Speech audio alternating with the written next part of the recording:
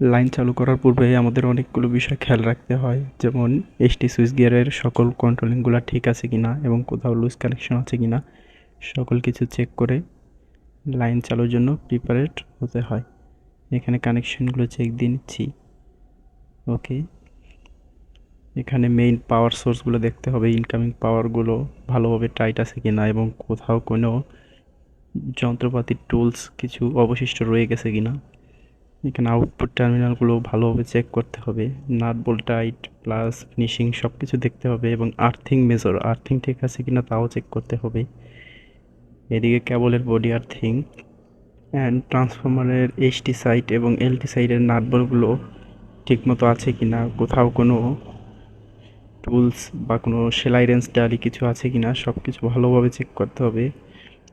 এবং এলটি প্যানেলেও ব্রেকারের নিচে উপরে সকল নাট বোল্টগুলো ভালোভাবে চেক করে নিতে হবে।